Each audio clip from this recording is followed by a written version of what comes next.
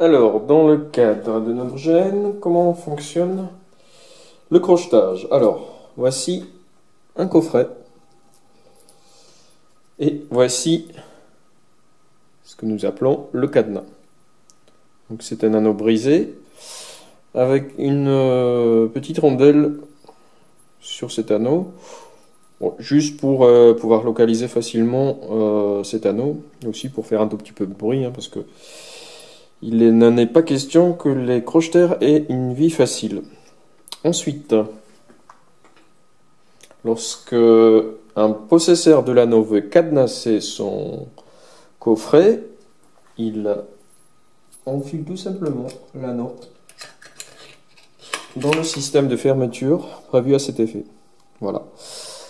Le crocheteur, lui, à condition qu'il dispose bien sûr de la compétence crochetage, il défait l'anneau et consulte le contenu du coffret.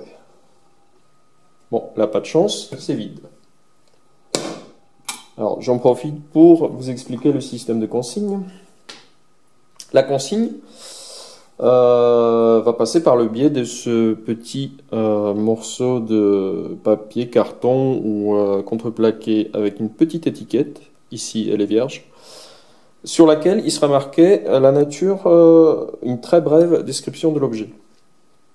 Donc cet petit objet symbolise en fait l'objet qui s'y trouve physiquement, bon, étant donné la taille de coffre. Par exemple, un grand sac avec de la nourriture ou 20 kg de pièces d'or. On va le mettre dedans. Ferme le coffre.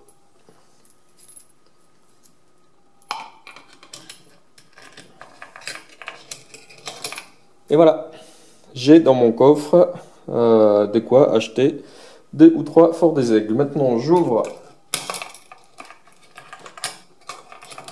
le coffret. Je consulte ce qu'il y a dedans. Ah, il y a un objet qui ne rentre pas dedans. Bien, je consulte l'étiquette.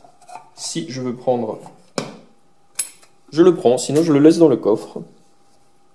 Et je peux, ou pas, fermer le coffre. Si je referme le coffre, ça veut dire que seulement le propriétaire du coffre ou une personne possédant crochetage pourra le réouvrir.